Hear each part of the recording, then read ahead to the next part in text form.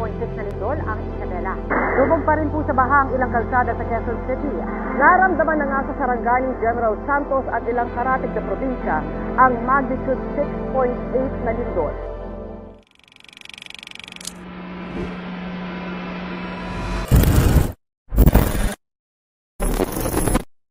Bilang isang mag-aaral, may malaking papel na ginagampanan tayo sa pagpapalaganap ng kamalayan, pagtataguyod ng kahalagaan ng kalikasan. Ang kalikasan ay isang likas na yaman na ibinigay sa atin ng Diyos at ito'y dapat na pangalagaan.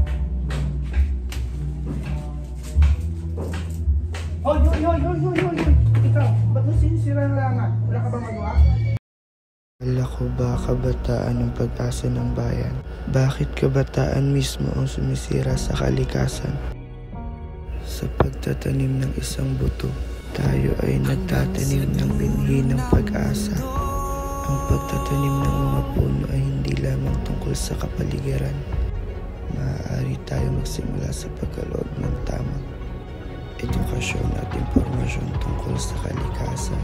Dapat nating isabuhay ang mga natutunan natin tungkol sa climate change at iba pang isyu pang kapaligiran, proyekto na may kaugnayan sa kalikasan.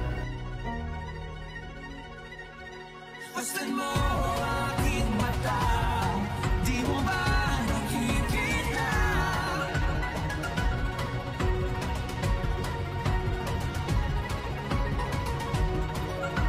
Ang pagtatanim ng punong kahoy ay nagsisilbing proteksyon sa atin para sa iba't ibang sakuna. Katulad ng global warming, nakakatulong ang pagtatanim ng mga puno sa mga magsasaka upang mabawasan ang kapasidad na magkaroon ng sakuna at maiwasan din ito ang matinding tag-init. Sa huli, hindi lamang sa pamamagitan ng mga malalaking hakbang ang ating magagawa para makatulong sa kalikasan.